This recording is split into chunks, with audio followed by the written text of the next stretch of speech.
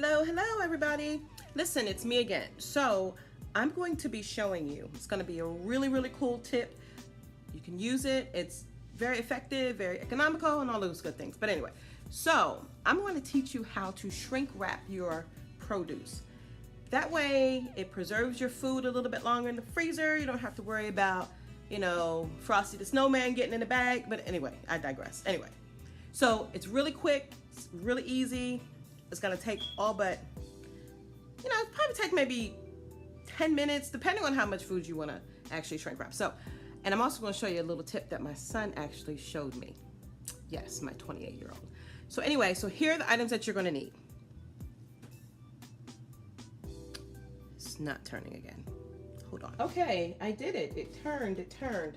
So you're gonna need some Ziploc bags, some Ziploc freezer bags. Make sure that they say freezer, that they don't say storage bags, because the seals are different. The freezer, they're a little bit thicker, and they're, I'm assuming that they are a little bit more secure, I would imagine. So, and I'm just using this little generic brand.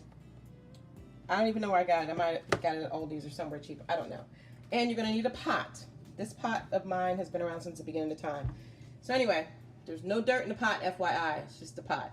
Anyway, so this is about how much water that I put in. I may have to add a little bit more. I have to gauge it. But we can start off with this amount. So I don't know if you can see the depth of the pot. So it's not a little saucepan. It's a pot. Okay? So again, you're going to need some Ziploc freezer bags right here. Any brand will do. And you're going to need a pot. Stay tuned. Be back in a minute. See, I actually added some more water. I don't know if you can get a good picture of that. I added some more water. So it was down to here, so I just put it up to here a little bit. All right, so what we're going to do is we're going to put the meat. I have, of course, my little lovely turkey thighs. We're going to put them in here. I tried doing 4, but 4 didn't work, so we're going to go ahead with 3 because they're fairly big. So we're going to go with 3. I'm not sure if you can see. As you can see, I have it flat. So what you want to do, my son just taught me this. You want to close the bag, the Ziploc. If you can see, you want to close it, make sure it's closed, sealed, halfway. So let's say to about here, right? So once that's done, then you're going to submerge the meat in the water. You want to get it all the way in, and you see how it's starting to cling to the meat? So you want to get it all the way in, and as you're putting it in, you're just pushing down, so you're pushing the air bubbles out, right? And the reason why we close it halfway, that way it's a little bit easier to just squeeze the bubbles out of that end and seal it. All right, so get it nice and submerged.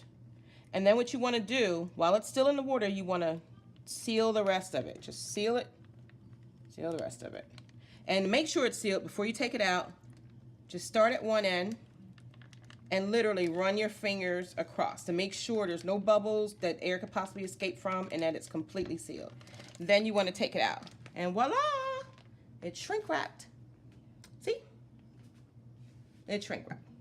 All right, that's the end of our demo. Okay, so the turkey thighs have been in the freezer for a little bit. They're not completely rock solid frozen, but you can see as it freezes, it clings to the bag more. It's almost like the air pushes out whatever little bit of air is left, kind of pushes out a little bit more. But this is when they're, I guess it's been about 30 minutes or so of them being in the freezer. But just wanted to give you a glimpse as to what it's supposed to look like. So that was the tip of the day.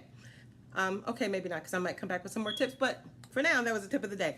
But I just want to say thank you for joining me. Stay tuned. I'll be coming with more recipes, more tips, I don't know, some other stuff. We'll see. All right, you have a good weekend.